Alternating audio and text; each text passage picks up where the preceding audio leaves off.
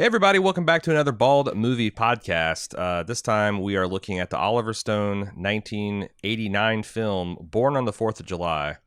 It's based on the book of the same title written by Ron Kovic, which is about his life story, growing up in small town America, going over to Vietnam, as an ardent supporter of the war, coming back and becoming part of the anti-war protest movement.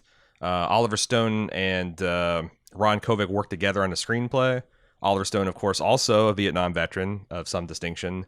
It stars Tom Cruise. I think everybody knows who Tom Cruise is as Ron Kovic. Kira Sedgwick, who you might remember as the terrible mom from Secondhand Lions and the shitty John Travolta movie Phenomenon. She's also starred for many years on TNT's The Closer. Raymond J. Barry, who I did not recognize as Arlo Givens, the father of one Raylan Givens from Justified, which I quite enjoyed. Frank Whaley, which you might most know him as the Brett with the big brain from Pulp Fiction. Willem Dafoe. Do we need to talk about Willem Dafoe's filmography? No, I mean, no. I'm going to anyway. Platoon, Last Temptation of Christ, Mississippi Burning, Spider-Man, Shadow of the Vampire, Boondock Saints, Antichrist, just a small selection. Born on the 4th of July received 8 Oscar nominations, including Best Picture and Best Actor for Tom Cruise, which was his first nomination, and it won for Best Director, Oliver Stone's second. His first was for Platoon, and Best Film Editing. Boy, this is I've never seen this film before. I don't know if you had, and I kind of knew roughly what it was about, and I still found it a difficult film to watch, not because of any problem with the filmmaking. It's just frustrating because it does feel like watching this in 2020 that in many ways American politics just has never moved on from the Vietnam War. Yeah. What did you think of the film, Jim? Yeah, I hadn't seen it either. Really, the only thing I knew about it going in was that it was an Oliver Stone directed, Tom Cruise starred movie about the Vietnam War, which, you know, if you listen to our The Five Bloods review, I'm very unfamiliar with the history of the Vietnam War and, you know, the politics surrounding it. And so I guess I didn't know much of what to expect from this film, but I ended up really liking it. I think it has a way of sort of just letting the experiences on screen speak for themselves. And, you know, the movie clearly has a lot to say, as I think Ron Kovic would have a lot to say and probably does in his biography, his autobiography. But this movie doesn't like spell it all out for you. And in some ways, you know, it's maybe rides that line a little too much to one side of not spelling it out, because I did find myself like going, oh, okay, I see that his character is changing, but I'm not exactly sure of the inflection points. Like, what specifically was it that made him change his mind? But then again, I think that's very close to how real life works on the human brain, right? Like, your experiences, and I think this movie is ultimately about like how someone's mind is changed on a topic. Especially when they feel very strongly about it and haven't questioned why they feel strongly about it.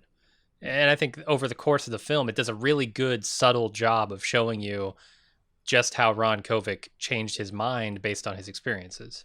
Yeah, and it wasn't like a black and white, oh my God, you know, it was a slow, steady slide from one extreme position to another one. And it's funny that you mentioned that, because I got the same thing. Like, man, like I kept on waiting for like this big soliloquy. Yeah. But like when he does have like you know, a soliloquy, it's usually some rage, alcohol, profane, not really well thought out kind of thing. It's more of just like the emotional experiential thing. And this takes place over the course of years and years of time. And it's also really funny because like 2 weeks ago, I think I recorded that 3 Right Turns 19 over on Swizzbold, and it was all about the process of how people change their mind, like you said, on deeply held things that they haven't really considered before, and how it can often take years. And I think this movie, you know, he enlists in 1968 and he becomes an anti-war activist by 1972. So like, and he got, you know, how much more of a shove in a different direction do you need than to come home from this war, see how the country treats its veterans on either side of the political aisle, see how they treat them in their hospitals, be paralyzed, be impotent, be reviled by your own family. Like, it's like all of that. You think it would be so easy to just, but you can't. Yeah. And it just shows how like people's feelings on these matters run really deep. But Oliver Stone, I'm all over the place with him. Like, I always, especially on stuff I'm not really familiar, I'm always skeptical of like, what is he amping up? What is he leaving out? I feel like this film, because it's based on, first of all, he's got firsthand knowledge. He saw combat. If you didn't know, he, like Ron Kovic, voluntarily enlisted early on in the war in 1968, I think April of 68, joined up with the Army, requested combat service, spent over, I think 2 years in Vietnam, got 2 Purple Hearts, got a bronze a star with a V for valor in combat. He knows what the fuck he's talking about, and he's made 2 of the best movies about Vietnam. And I felt like because he respects that and Ron's story, like this stuff, even the stuff where they're, you got the obligatory, I feel like, scene of the GIs shooting up a village that may or may not have been harboring, communist sympathizers. If they weren't before, they are now. Yeah. And killing the kids and killing the babies and, the fratricide and all that kind of stuff. But Oliver Stone also does a very good job of putting you kind of in that experience, and see like how confusing that would be, to see the pressure of like, do you see the rifle? Do you see your commanding officer is like telling you what you see, and are you going to be the person that says no? And then what happens if one of your friends dies? And then the same thing when he comes home and he's in the VA hospital, like you are disgustingly there in the squalor, and kind of like you can see the budget cuts and you can see the lackadaisical attitudes, and he's really good at that. And not for nothing, he's got Johnny Williams propping him up on the score. So every single fucking emotional beat that you need to connect these dots of this man's internal conflict is it fires on all cylinders cinematically. And I think this is some of his best work. It's sort of a crazy choice to put Cruise at the front of this film, like, especially at this point in his career. Yeah, so at this point in his career, he's known for Top Gun, he's known for Risky Business, he's known for Cocktail. Yeah, he's like, he did have Rain Man. His review pointed it, said it as he's the golden boy, right? And that's what everybody thinks of Tom Cruise as, kind of even still today, even though he's done so much other work. It's really risky business putting Tom Cruise at the front of this film in the lead actor role. But I think, honestly, like, if you want Tom Cruise's best, most interesting performances, you got to go to movies like this. You got to go to movies like Vanilla Sky. You got to go to movies like Magnolia. Mm-hmm. Stuff where he's doing something other than just Tropic smiling Thunder and being charismatic, or running and jumping. Yeah. I agree, and I think that especially at this stage in his career, when he was this pretty boy, when he was this golden boy, because he does like that the Pete from Mad Men, or he has they inflict a receding hairline on him. Yeah. And he is unattractive throughout a lot of the film. And not just physically, it's like, whatever. He's still Tom Cruise, but like he's also hard.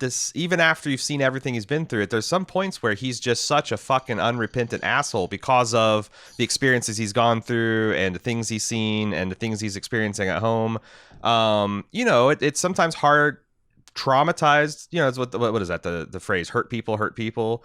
And when they do it, it's kind of ugly. And there's this really powerful moment with Willem Dafoe where he kind of like looks at him. It's kind of like looking at himself in a mirror and being like, Jesus Christ, is this what I'm going to let this experience do to me? Yeah. Is this all, or is there anything more I can do? And, and there's, man, this is where the thing I kind of raise my eyebrows about the Hollywood shit.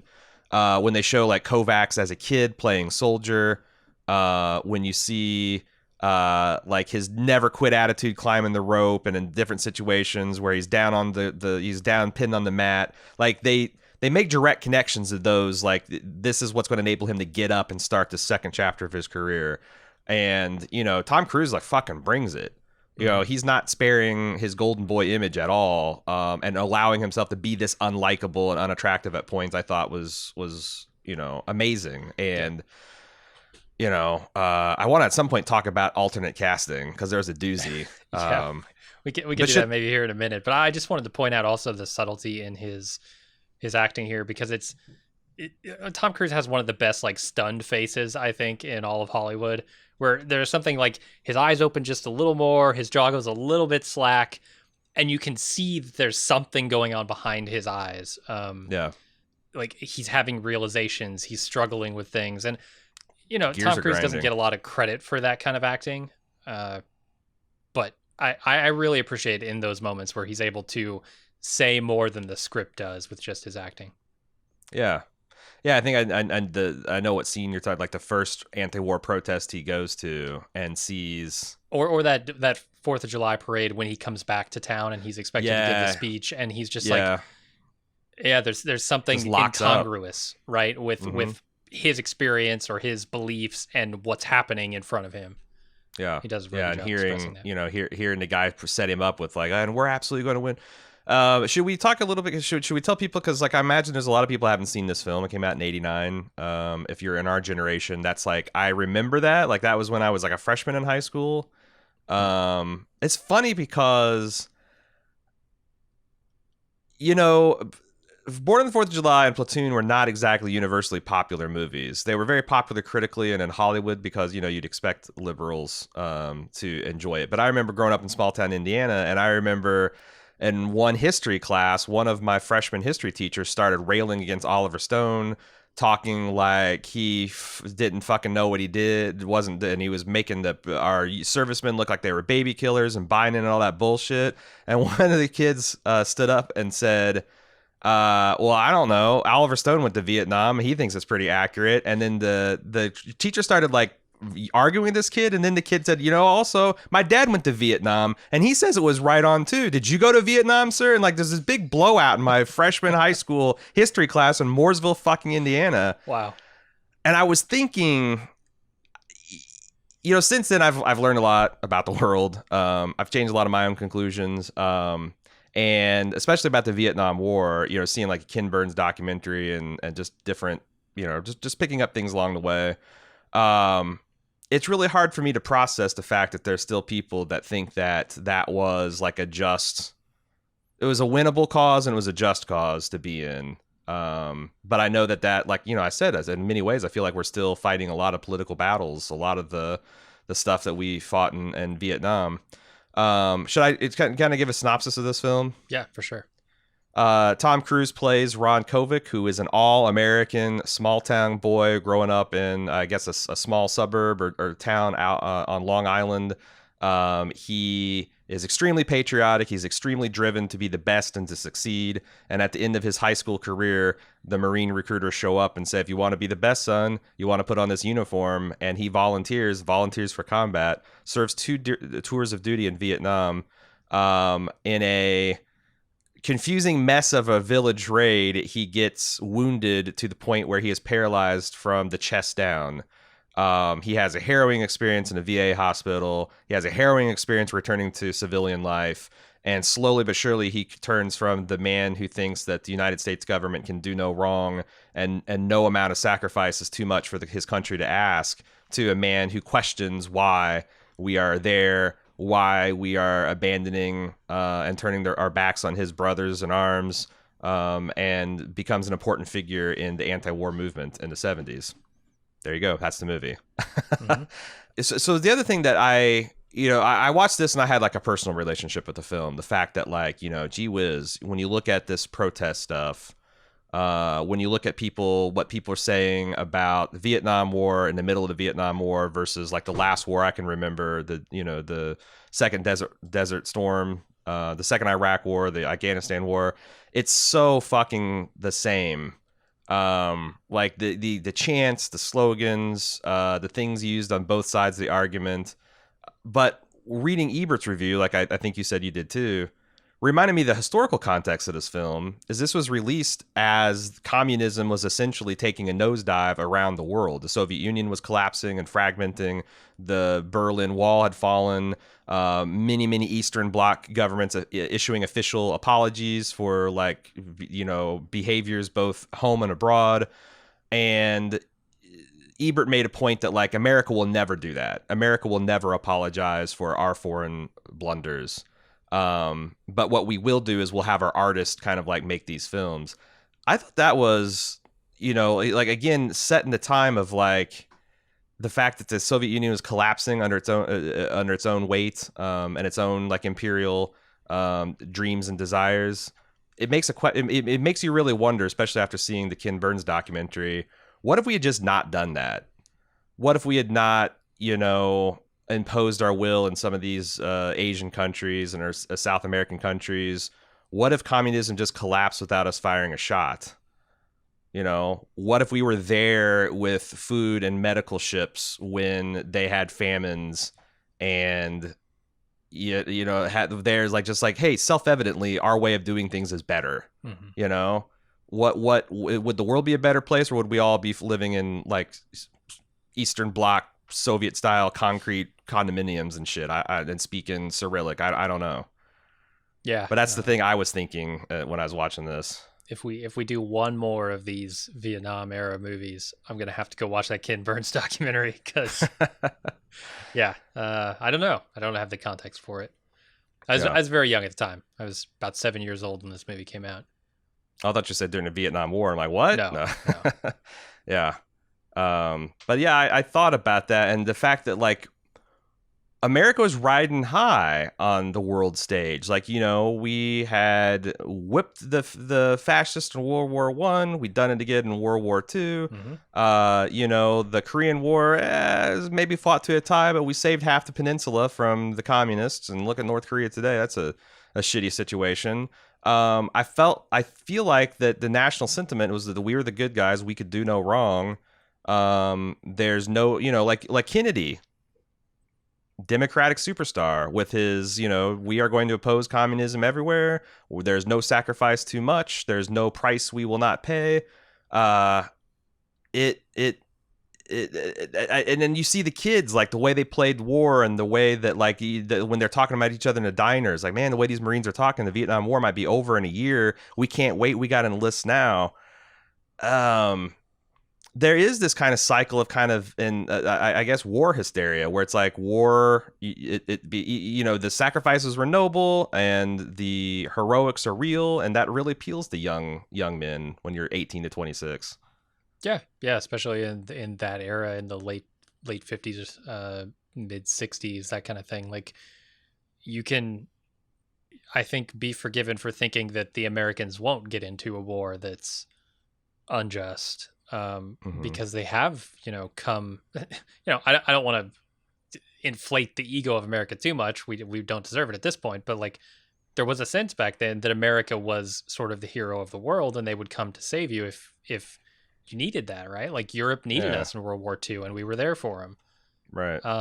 So the idea that like Vietnam might turn into something that would be despised both locally in America and also on the world stage is sort of anathema, to the people of that era. They just can't conceive of it. And I think that like then you have the first Desert Storm, and I remember a lot of skepticism about like, oh man, what if this is another Vietnam? What if this for? And it went so shockingly well. Like it was just this one-sided, minimal bloodshed, at least from the Allies' standpoint. That I wonder if it gave us some kind of false bravado going into the second Iraq adventure that we're still embroiled in between that and Afghanistan. And the thing I found shocking is, like 2 years ago, was it 2 years ago? It's just these last couple of years been a blur, but when, the United States assassinated the Iranian general, the Soleimani, and there was kind of felt like, the world was on a brink of like, oh shit, or, is this going to get us involved more in Syria? Is the Russians going to get in? Oh my God, what are we doing? I felt like the old debate started right back up, it was like the Toby Keith put a boot in your ass versus, hey, wait a minute, what the fuck are we doing? And the people saying, hey, wait a minute, what the fuck are we doing? Well, you're not fucking America and love it or leave it. All that shit just started up, and it also spun down just as quickly because nothing ever came of it. Yeah. But like, that's the thing where I'm talking, like, it's like no one learns anything. And I hate to phrase both sides, but like I thought one thing that like the left or the progressive left or whatever liberals would learn from the Vietnam War is it's not a great strategy when soldiers come home to like spit on them and call them baby killers, et cetera, et cetera. Except for like last week there was this lady who works. I mean, admittedly, she's working for the Army's esports outreach program, which is essentially. Have you seen this? I know. Because I used to go. Yeah, go ahead. I was gonna say I know they have a video game designed explicitly for recruiting. Yes, which is weird. And I remember, like, because I used to go to a bunch of air shows, and they'd always pull this trailer, America's Army, and it would have this VR. It's not amazing. No, but it's like the VR experience is kind of cool. But it's essentially like wars of kind of a video game and cool, and look what you can do. And you've played Call of Duty, do it for real, son. Yeah. So like. Yet this lady, she takes over the PR thing for this Army's esports thing, a recruiting thing, and people immediately start calling her baby killer and a war criminal and kind of hound her off the internet. I don't know. I feel like there is like a construct like the Matrix where you can emotionally bootstrap your self and make those arguments like, well, okay, if you're going to carry the Army's water and you're going to help them recruit and you see our mission around the world, then maybe everyone's in there is complicit. But there's also the real world where most people get into, I think, the military in this country because the same reason my dad did. My dad volunteered for Vietnam. Because he was a poor fucking white farmer from Waverly, Indiana, and that's the only way he saw out. That's the only way he ever thought he would get a college education. And he did. And I feel like the vast majority of people sign up because they see it as a way out of their town. Predominantly, everyone that signs up, lots of minorities, lots of poor kids, lots of people from places that are economically ravaged, and the recruiters tell them that, hey, go here, serve 4 years for your country, Uncle Sam will take care of you, and they sign up. They're not doing it because they want to go kill, and they're and they believe in a particular mission, or even if they do, like a lot of that stuff is, that's the official propaganda. So like, how do you blame them? And I don't know, because I feel like I feel like that's the one lesson that maybe my side would have learned from Vietnam, and I don't think we have. I think that in another conflict we'd be right back to the baby killing and war criminal and all that kind of stuff. Mm-hmm. Seems like it.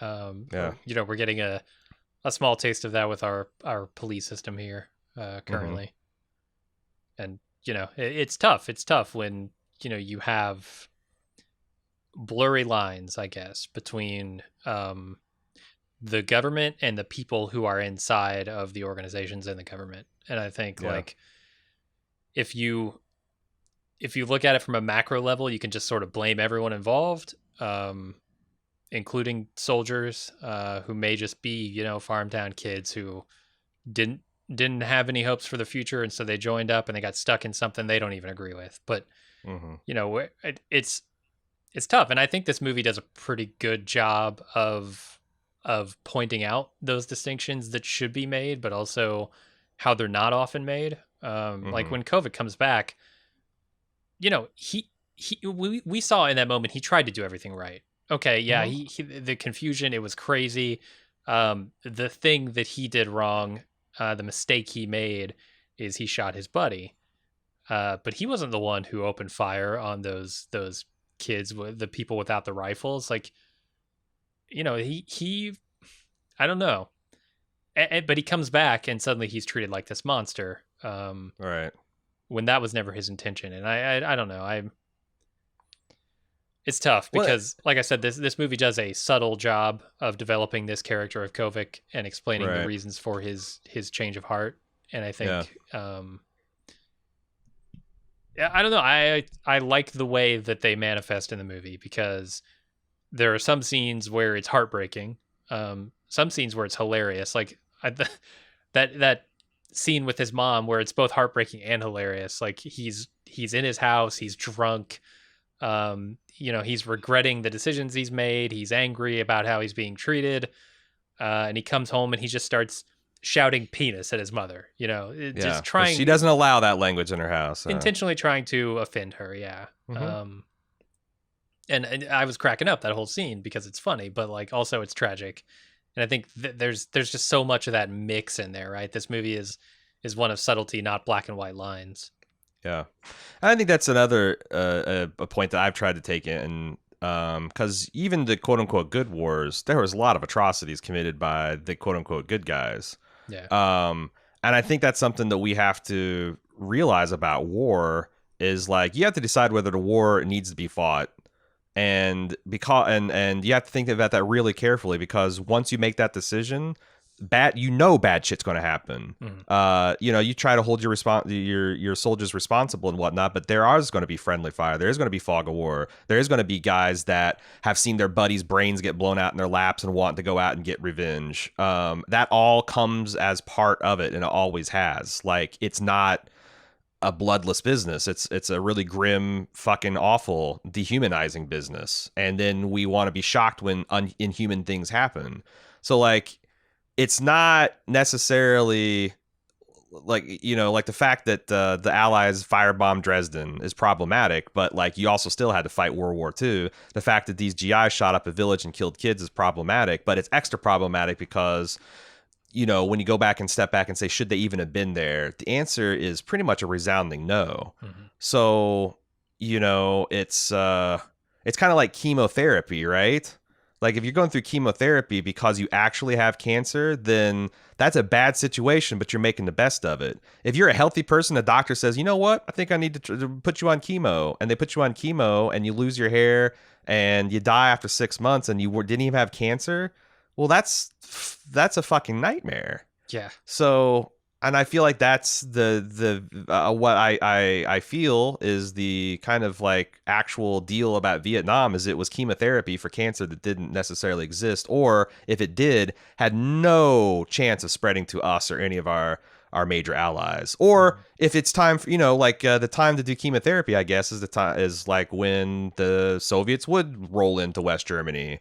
That's when you should start the chemo, not when, a paramilitary organization takes over a South American country or an actual, revolutionary freedom fighting force tries to take over Vietnam. Like, if we don't agree with communism, but we do agree with a country's ability to self-determine, don't you have to let those countries have their own social experiments, right? America overthrowing a fucking king was very controversial. That's a new form of government that was completely untested, and a lot of Europe didn't like it. I'm super glad we got to try it, though. Yeah. Yeah, I don't know, man. I'm definitely not a historian. I'm definitely not an expert on, reasons that we go to war. But yeah, it does seem like the consensus now is that Vietnam was a mistake. I thought it was interesting how they also showed like the expectations and how much that like his mom and dad had expectations for him. Like when his mom tells him when he's like 8 years old, I had a dream that you were in front of a bunch of people and addressing them and saying important things. Like, holy shit. And then I knew also just from the things that she was saying, like, oh man, this mom's going to be trouble later in the movie. Yeah. And she was like the idea that your son's come home with nothing below the waist working, and you're going to obsess about how much he's drinking and him saying the word penis and kick him out. That's a rough scene to watch as a guy who's a difficult relationship with his mother. Sure. And hasn't exactly had the emotional support from her that he's needed over the years. I thought the movie kicked up another notch when they went down to Mexico and Willem Dafoe, co-star of Platoon shows up. Fucking Willem Dafoe. I've got Willem Dafoe sucking the worm out of a bottle of mezcal and wriggling his tongue at me is now in my nightmares. I don't like it. I don't like it. If you can't, what is it? You can't move your hips. You better be able to move your lips or something. Yeah. Oof. And how that's so. I that's the other thing is like they don't fully explain everything that's happening in the movie, right? Mm-hmm. Like the reasons he moves down to Mexico, I'm guessing, is because he was getting this disability check from the government. Probably wasn't enough to just live by himself. And he's getting kicked out of his home because he's being a drunken asshole. So I guess a lot of these disabled GIs are moving down to Mexico because their money probably went 10 to 20 times faster or further. Yeah, yeah. And there was this community, and you get down there, it's like, oh my God, this is like, they literally say it's paradise. But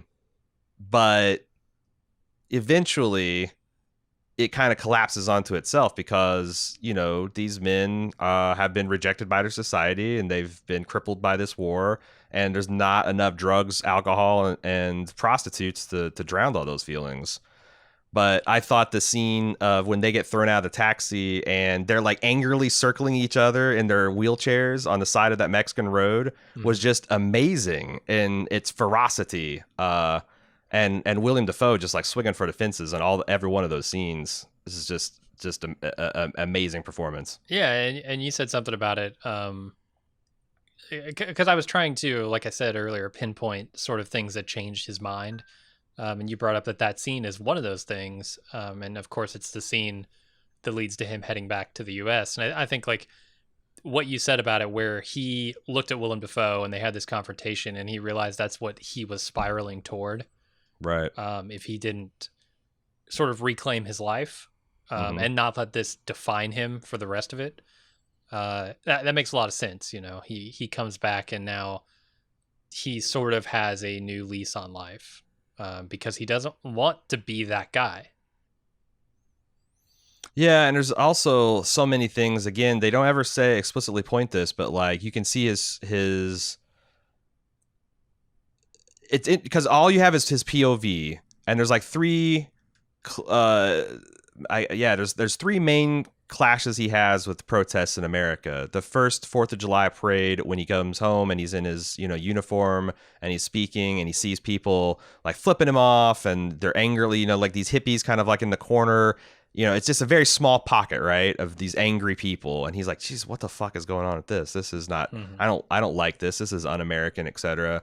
The second is when he, follows Donna, played by Kira Sedgwick, to a protest.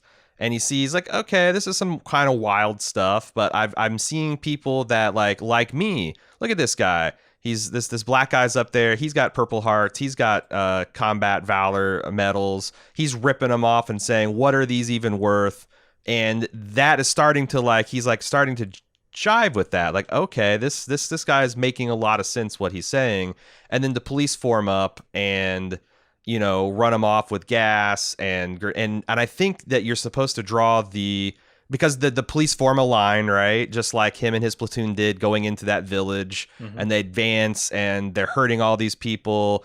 He's still kind of on their side, and he gets thrown to the ground and out of his wheelchair. And then late in the movie, he goes through that again at the Republican National Convention in 1974, or was it 72? I think, yeah. And I just thought it was so interesting that he gets beat up and then he gets medical evacuated and saved from arrest by, one of his fellow Vietnam veterans, exactly the same way that he was saved in the war. Guy combat carrying him out of this hot zone and then him rallying the troops and charging at gates again. There's no dialogue to tell you about that. It's just his POV and seeing how he starts, first of all, the protests get bigger and bigger and bigger and more organized. And it mirrors exactly kind of like the Vietnam resistance to the American part of the Vietnam War. I thought that was just really incredibly effective. And again, it's nothing but Tom Cruise's face and Johnny Williams' music. And, fucking, Oliver Stone's "You Are There" approach to directing that tells that story. Yeah, they don't have the big acting moments that you're used to in movies like this. Sure. Yeah, the big monologues and all the dialogue that would tell you what that character's thinking.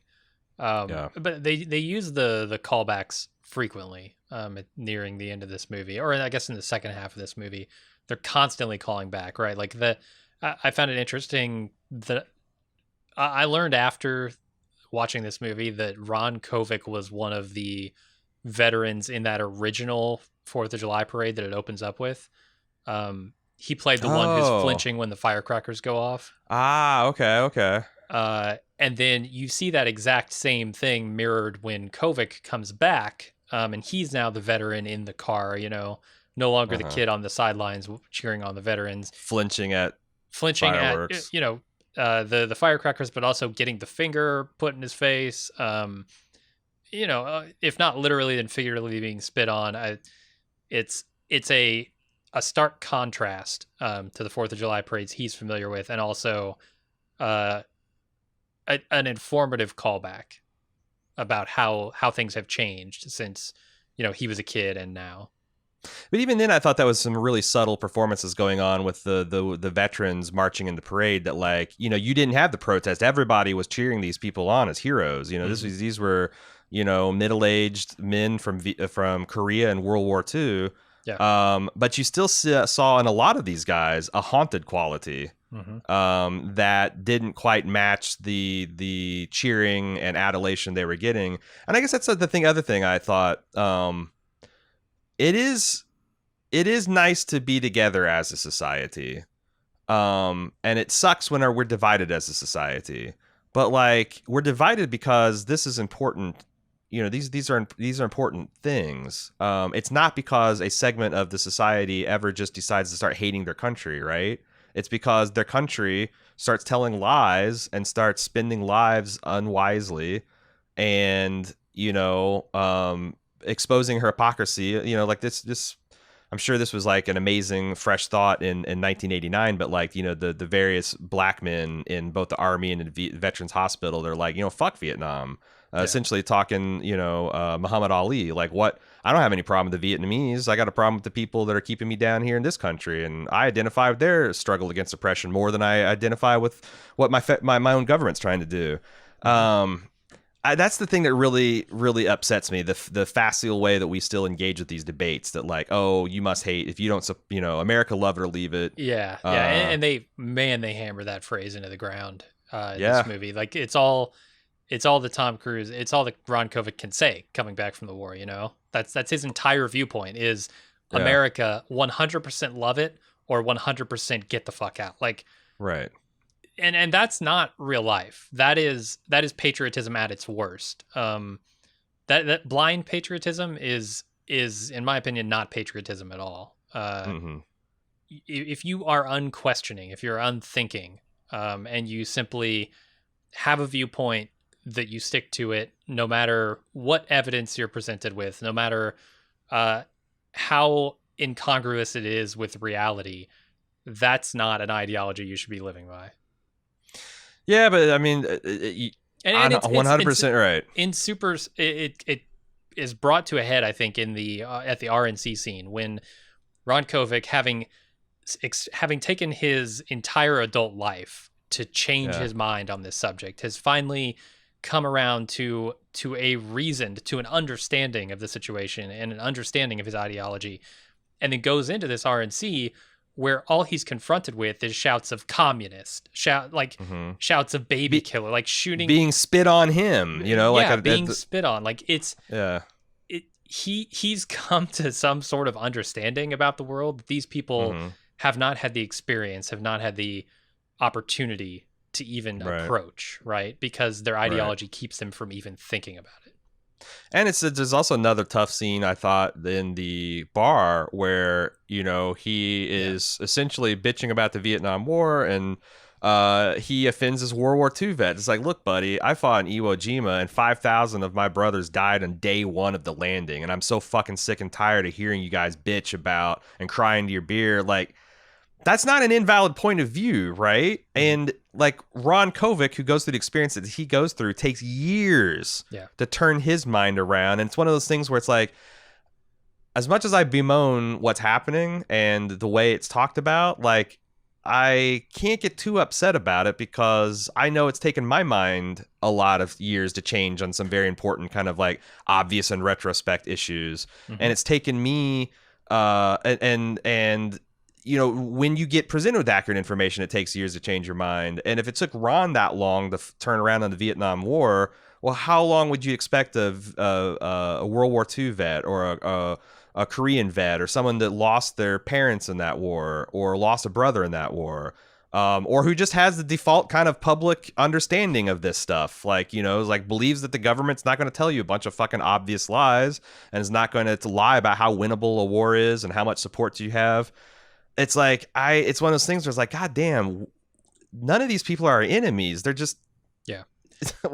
you know, That's what's so frustrating about the conversation that's happening now, is that it's not a Yeah. conversation. It's one side shouting the other down. yeah, Exactly like you see in that scene at the RNC. It's people right. shouting communist, it's people shouting fascist, and it's not a conversation. It is ideologues trying to drown out the other side with their own ideology. And it isn't productive. And that's like, social media is maybe the worst place to have this conversation, especially Twitter, like, which artificially intentionally limits the conversation to shout it as Sure. succinctly and loudly as possible and encourage Yeah. no conversation. Here's what it seems like the best way, like you say, you need to have a conversation.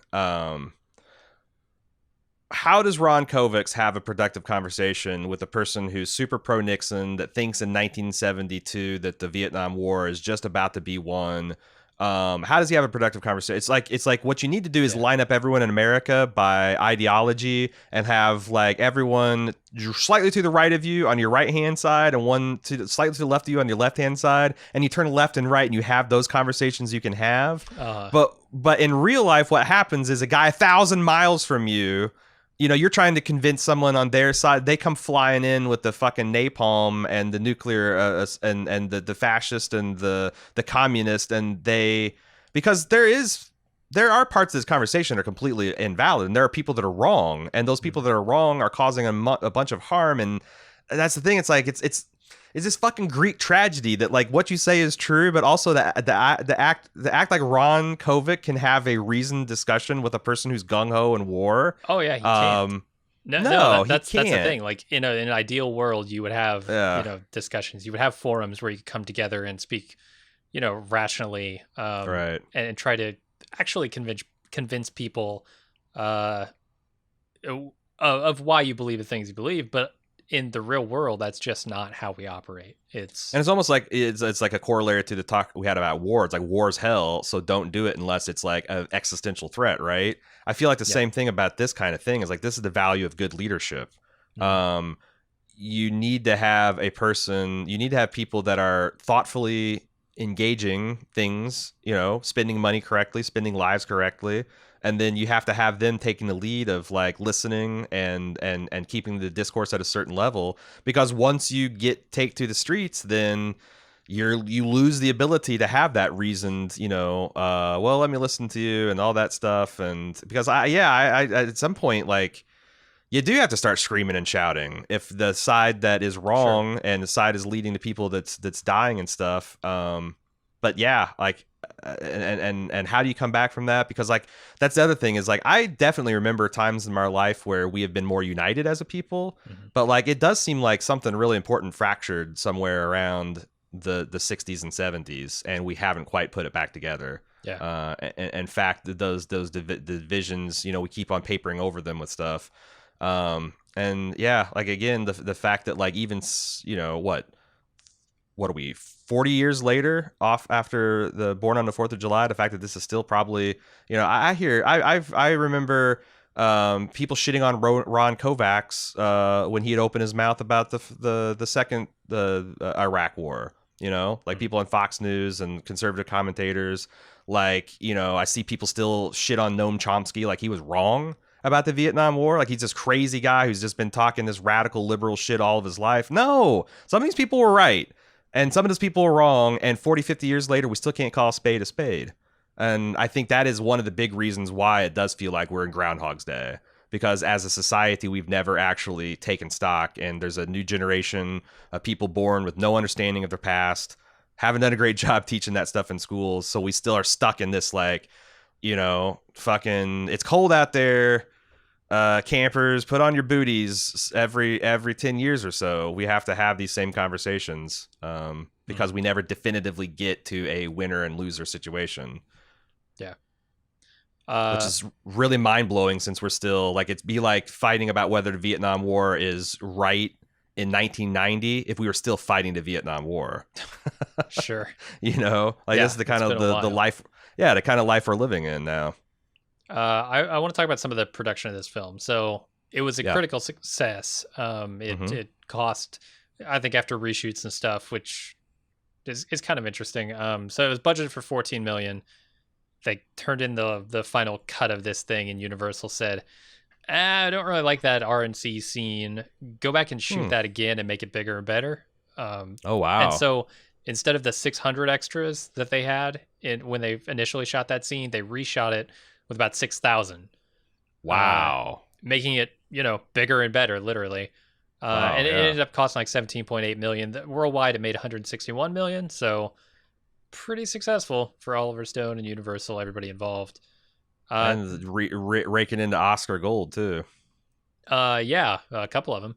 Mm-hmm. Now, there were some interesting choices, I guess first choices for the role of Ron Kovic that we have Yes. to talk about. I So, wanted to get to this, yes. first of all, there was Sean Penn and Charlie Sheen, which, okay, Sean Penn I 100% believe could do it. I mean, Charlie Mm-hmm. Sheen, he was in Platoon, right? So like Mm-hmm. that was kind of a natural Oliver Stone Charlie Sheen pairing. But the more interesting decision, in my opinion, would have been to go with their third choice, Nicolas Cage. Can you imagine Nicolas Cage in the broken penis scene? Oh, man, I would give just about anything to see that. It would be a very different Yes. tone, Yeah. but the performance would just be outstanding. I would love to see Willem Dafoe and Nick Cage in a scenery chewing contest on the side of a Mexican highway. Uh-huh. I would like to see Nicolas Cage in that bar scene where he's challenging a World War II vet that lost 5,000 of his brothers in Iwo Jima. Like, Yep. I mean, you can see it, right? You can see how volcanic it would be. Absolutely. I guess my question is, what would Nick Cage look like in the high school scenes? Because In Tom 89? Cruise was 27 when he made this film, but he still had this boyish quality where I thought it was a little creaky in the way that a lot of these Hollywood things are to buy that this guy is a senior in high school.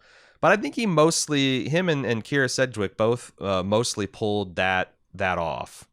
Oh yeah. I mean, Tom Cruise has always looked younger than he is. Had Sure. that boyish look to him. He's 75 now and he still looks younger than I am. No, legitimately, he's 58 and he looks outstanding. Yeah. Yeah, he does. He doesn't look 40.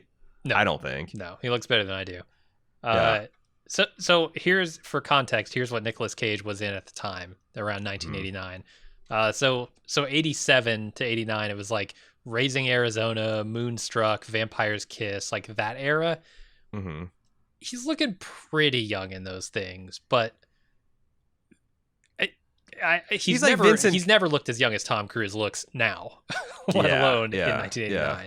That's what I'm saying. Like he's like kind of like the Vincent Kartheiser type, where even without, he just looks like he was born as in his mid 30s. Yep. Yep.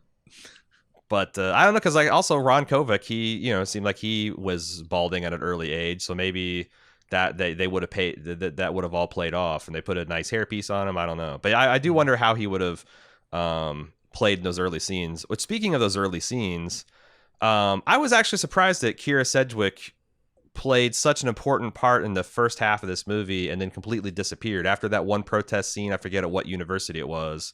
Yeah. She, I think, was the reason he showed up to the anti-war protests in the first place. I think so. But then they get separated in that, and like you never see her again. She's in a brief flashback as he's like thinking about his life at some point. I think this is when he's getting beat down at the RNC convention. I was a little surprised. I guess that's maybe how it went in real life, but usually I'm used to Hollywood like punching that up. And like, giving her, like, either writing her out of the movie and doing something else, like building an emotional core around, because it's weird. They didn't have a relationship. Like, I guess she was sweet on him as a child, but he was shy, never picked up on it. And then, he did this very showy display at the prom night, but like, I never really got that he meant a lot to her and vice versa. It wasn't like, I expected it to be kind of like a Ginny from Pulp Fiction, not Pulp Fiction, from Forrest Gump kind of situation. Oh, yeah. But it never really got there. So No, it seemed like it was not the right time or place for that relationship. He was still unsure how he felt about this whole thing. She was very much into the protests. I thought they could have connected, but why though? Like, why have her be this kind of like semi-romantic figure? Like, I thought maybe it would be like, he just doesn't think he's worthy of her because his legs don't work and his dick doesn't work, or there's going to be some kind of thing like that. But she just really just evaporates at the halfway point in the movie, and yeah, I felt like she was there to get him to the protest. And this is weird to say in the context of an autobiographical film, but like, yeah. Yeah, it felt like she was there to get him to the protest so he could begin that journey toward changing his mind. And with her absence, why would he be at those protests, right? Well, I was just thinking that like they also established his brother as this like pretty strong anti-war thing. So I thought they could have had like something like that, or an old Vietnam vet. Like, I'm sure they took liberties with Ron Kovic's story at some place. Like, just felt like an untidy part. But maybe also that's part of the point is that you never know what's going to be the formative experience or what's going to be the thing that leads you down a particular path. But I don't know. That was like, I thought, a little bit of a flaw in the movie because I kept on expecting her to show up, and then the movie was over and I'm like, oh fuck, what happened to her? Yeah. But yeah, I don't know. That's pretty minor criticism of the film. What did you think of the film where he finally gets the courage to meet the man he kills, the Wilsons, their family? I thought that was really interesting. Was that his last stop before fully plunging himself in the anti-war movement? Like he's trying to find some kind of absolution. Yeah. Something that like puts that hole in his heart that got blown out by that bullet in Vietnam. Yeah. If he can't resolve like the global scale tragedy here, he's at least going to deal with his own personal responsibility that he feels, the personal guilt he feels over it. But I don't think it worked. That's the thing that I came away from that scene, is that this was him trying to get right with his humanity. And like, the mom said, oh, we understand. The dad, I don't think, was pretty angry, and the guy's fiance and mother of his child is not offering him forgiveness. And then you're right, like if you can't solve the world's problems on a global stage, and he gets beat in Vietnam, then he tries to solve like, okay, well maybe I can and solve my personal struggles, and that doesn't work. And that's when he throws himself into, well, maybe I can keep other boys from going through the same fate as I did. Yeah. And that's when he throws himself into the war movement. It's a great scene, I thought, and a great performance from Tom Cruise. It also mirrored him trying to confess to his commanding officer. Yeah. Like the whole kind of him like trying to find the words, and like starting off like I felt like through both of those scenes he kept on crossing the line of like, am I actually going to do this? Or no, I'm not going to do that. Well, let me talk about this first, and then talk. It's so, man, I want to watch this movie again because I felt like there's so many things that mirror each other. Things in the first act that pay off in the third act, and this was definitely one of them. Like, and in neither one of those, I think he walked away with absolution. Like his commanding officer could have. I don't know if you court-martial the guy because war is hell and it's just an honest mistake, and you're his commanding officer, you put him in this situation with these troops that were trained with this equipment, with this intelligence, with this mission. But like the whole idea of like, why are you wasting my time with this shit? Get out there and get back to fighting, devil dog. Like that, was not what Tom Cruise needed to hear in that moment. No, and it's interesting because like they do make a point about the lack of support for the veterans as they come back to society. Oh man, but it's it's largely focused on the physical support that they need. They need treatment for their wounds. They need safe housing, things like that. But there's one point in the movie where I couldn't help but notice it's that penis scene where his mom's just like, you need help, you're sick, you need help. She never, and I don't think at the time she would have really said like, you need some therapy, you need to talk to someone, you need some mental help here because she's thinking you need Jesus, right? yeah, like that's their solution for everything is just we'll get close to God. But it's so it's not really like pointed out in like stark detail there, but it's also very much alluded to, I think, especially now in the modern context. I don't know about 1989. If people Right. were like, oh yeah, therapy is the way to go for, a lot of people coming back from these traumatic experiences. Yeah. So the movie, like, I'm not sure the movie's trying to say that, but I couldn't help but think it while I was watching it. That the help, like she's saying, yes, the thing that he needs, but yeah, how's and he that's gonna the get other. it in? Speaking of cyclical cycles that we get stuck in, the VA administration and hospitals. It's insane to me that you are asking these sacrifices from these men, and then they come home. This is the shit that they have to deal with for their health care. And this is something that's a perennial issue. Like, we're fighting this war in the Middle East, and it has, it's killed a lot of people. It's maimed a lot of people. VA is still underfunded. And you want to, and to your point, one of the crucially and critically underfunded things is the emotional side of support for our soldiers, like helping them return to home, helping them get over their post-traumatic stress.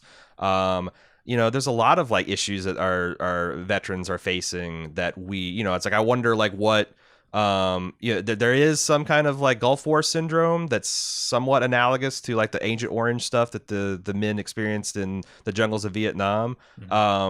Like, it does seem like that we are very good at planning for the ass kicking, but we have really no plan, like in the uptick of soldiers needing medical support and psychological support afterwards. And that's yet another thing that I don't think our nation has learned, is like, we love to say how much we love our troops. We live in a section of this country where we have still to this day we support our troop banners over all of our exchanges and overpasses and stuff. But shit, if we really love our troops, then first of all, we would only put them in harm's way when we have an existential threat. And two, when we do that, we would fucking take care of them. Yeah.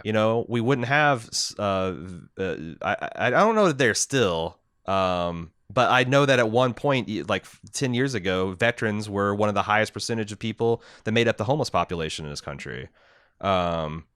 And when you look at stuff like that, when you look at what their job prospects are, like, someone that comes home and is blinded or have their legs blown off, it's just really sad. Again, the fact that, like, can we not all agree, at least in 2020, that we should at least adequately fund the veterans hospitals, the Veterans Administration?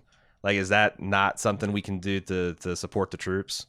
It seems crazy that, yeah. Or, the other thing is, like, if you would expect that one side would be all gung-ho about supporting it and the other side would be starving it. And you know what? The sides that you might think are completely opposite.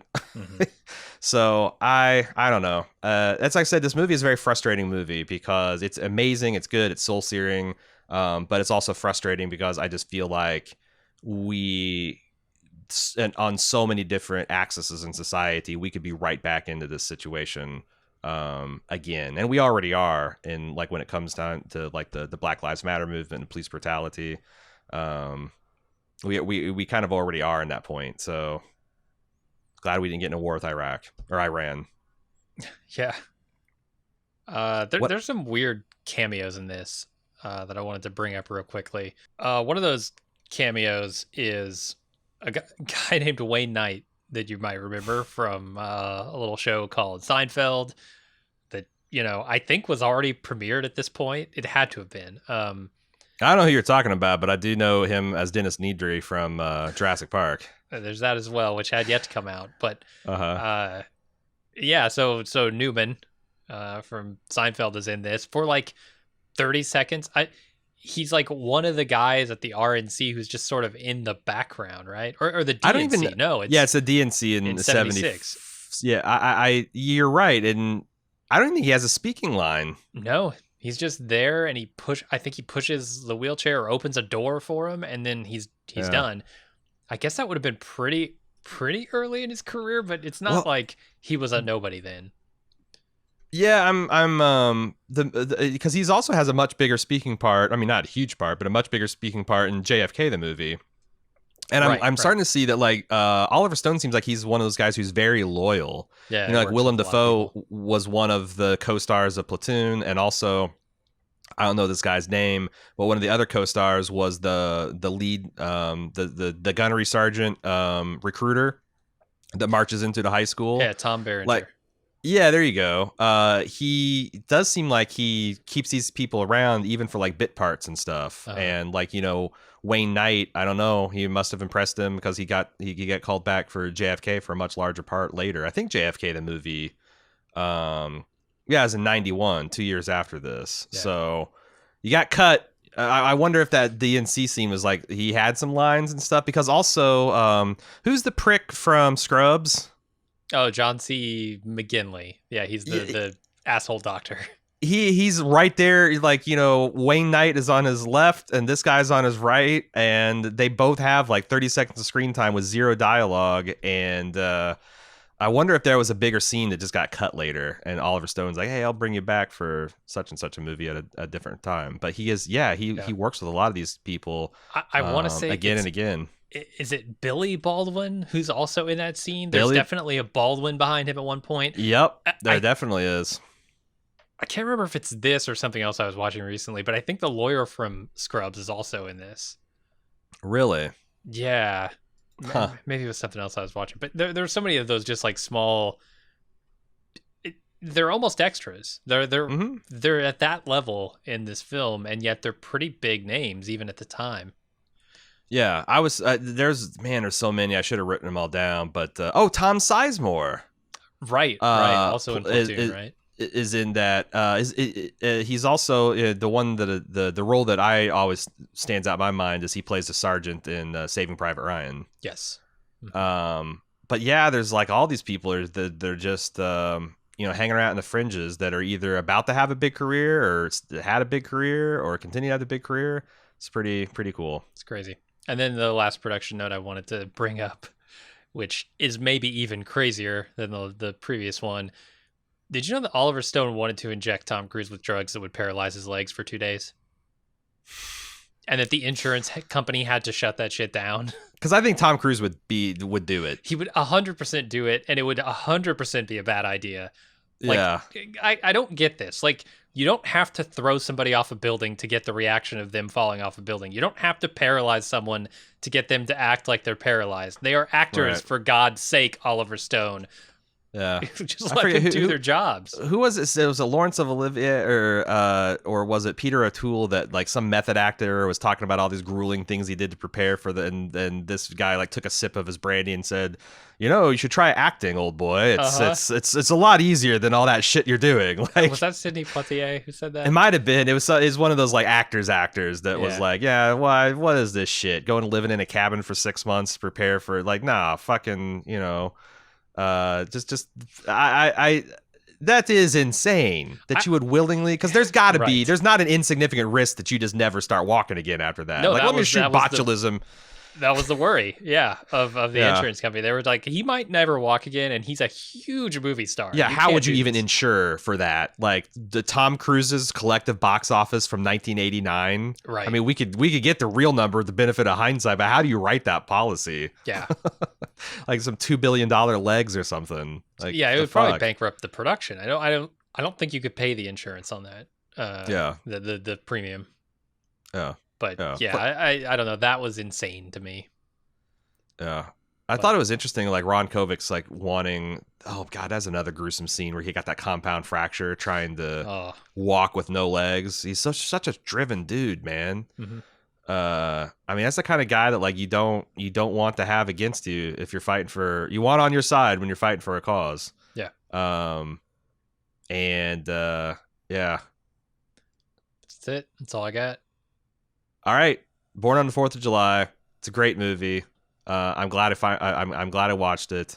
Now I've seen 2 of the 3 of the Oliver Stone trilogy of Vietnam. I have not seen. Is it Heaven and Earth? Yeah. That one's interesting. It stars Tommy Lee Jones, and it's more about the Vietnamese experience, like what it's like to be a person kind of caught in that civil war. Because we don't ever really think about it in terms of like, it was a real civil war in Vietnam, brother against brother.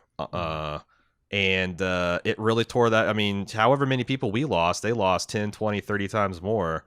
And we're a much smaller, poorer country to begin with. So I think I want to see that next to see, because these were all made like 2 or 3 years apart from each other. And it's kind of cool that he was able to bring all that perspective to the roles. Next week, it's going to be the 10th anniversary of one Christopher Nolan's Inception. One of our very first movie reviews, what we did in the old Blue Yonder days, was of this movie. And we were actually just going to re-release it as like, and we listened to it and like, holy shit, this sounds like terrible.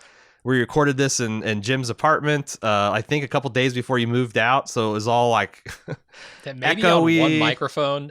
Yeah, we passed around a mic and we're like, this is terrible. And you know what? I want to see Inception again. It's the 10th year anniversary. So we're going to watch Christopher Nolan's Inception. It's a real brain bender. I love the movie. I got a lot of thoughts about it. I'm really excited to see it again. So that's what we're going to be doing next week. If you guys want to, get a little prep, do your homework and watch it with us. But we'll be back next week with that for our Bald movie. Until next time, I'm Aaron. I'm Jim. I'll see ya.